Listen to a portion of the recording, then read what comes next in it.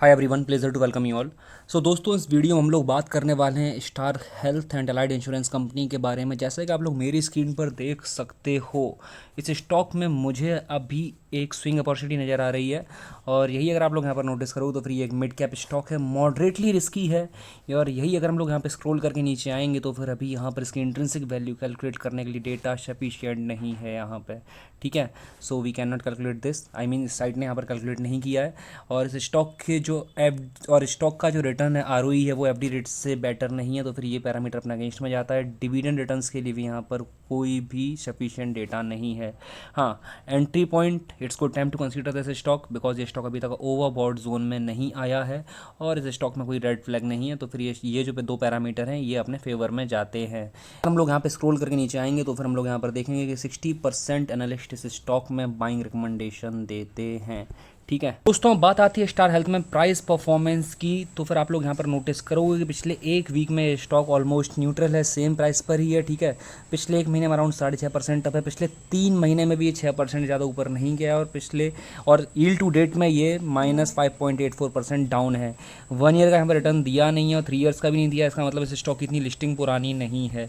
यही अगर हम लोग यहाँ पे स्क्रॉल करके नीचे आएंगे तो फिर हम लोग यहाँ पर अगर देखेंगे, नोटिस करेंगे तो फिर इस स्टॉक में जो डिलीवरेबल वॉल्यूम है वो काफ़ी अच्छा है। अगर आप लोग यहाँ पर 1 मंथ का डिलीवरेबल वॉल्यूम देखोगे वो यहाँ पर अराउंड 68%, जो कि एक्सीलेंट है। 1 मंथ एवरेज भी यहाँ पर एक्सीलेंट है, अराउंड 50%। यस्टरडे अगर हम लोग कल के ट्रेडिंग डे से पहले की बात करेंगे तो फिर यहाँ पर अराउंड 51% की यहाँ पर डिलीवरेबल वॉल्यूम की क्वांटिटी दिखा रहा है। और अगर हम लोग लास्ट ट्रेडिंग सेशन की बात करेंगे तो फिर यहाँ पर दिखा रहा है अराउंड 59.7%, जो कि ऑसम है। सो दोस्तों, अगर हम लोग इस कंपनी के रेवेन्यूज़ पर नज़र डालेंगे तो फिर आप लोग यहाँ पर देखोगे कि इस कंपनी ने जो रेवेन्यूज़ जनरेट किए हैं वो काफ़ी अच्छे जनरेट किए हैं। कंसिस्टेंसी के साथ में यहाँ पर ग्रोथ दिखाई हुई है। और इसी के साथ में अगर हम लोग यहाँ पर नेट प्रॉफिट जाकर देखेंगे तो फिर यहाँ पर हम लोग नेट लॉस देखने को मिलेगा। सो ये जो पैरामीटर है ये काफ़ी अगेंस्ट में जाता है because company loss making company है। बट इसमें ट्रेड अगर मिलता है तो फिर ट्रेड काफ़ी रिस्की ट्रेड होगा।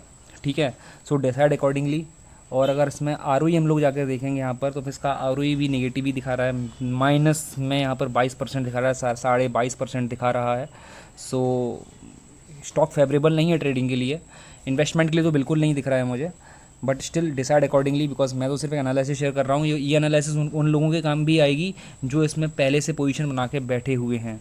अगर हम लोग इसका डी जाकर देखेंगे तो फिर डी यहाँ पर 0.16 है।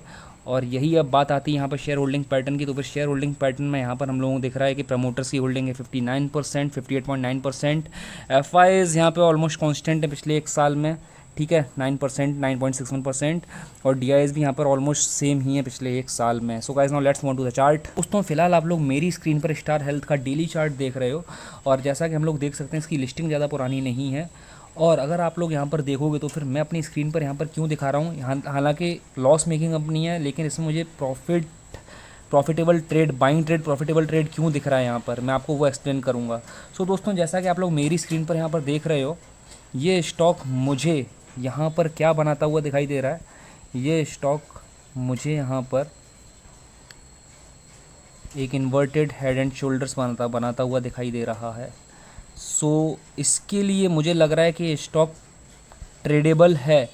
बट लॉस मेकिंग कंपनी तो फिर इसमें ज़्यादा बड़े अमाउंट के साथ में ट्रेड नहीं करना चाहिए।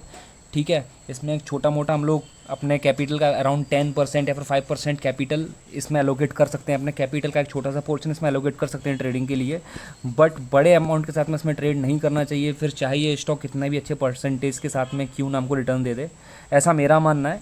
बट व्यूज़ डिफ़र कर सकते हैं लोगों के, पर्सन टू पर्सन। सो अगर हम लोग यहाँ पर जाकर इसमें टारगेट देखेंगे तो हम लोग टारगेट अगर मेज़र करेंगे तो यहाँ पर कितने परसेंट की रिटर्न ही हमको दे सकता है, हम लोग ये जानने की कोशिश करेंगे।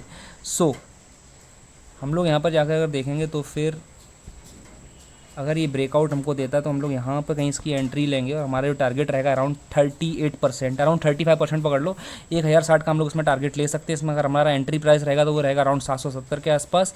और स्टॉप लॉस हम लोग 1:2 का रेशियो लगा करके हम लोग यहाँ पर रिस्क एंड रिवॉर्ड रेशियो लगा करके यहाँ पर स्टॉप लॉस ले सकते हैं, या फिर हम लोग EMA स्टॉप लॉस ले सकते हैं। ठीक है, या फिर हम लोग पाइवट पॉइंट्स का भी स्टॉप लॉस ले सकते हैं।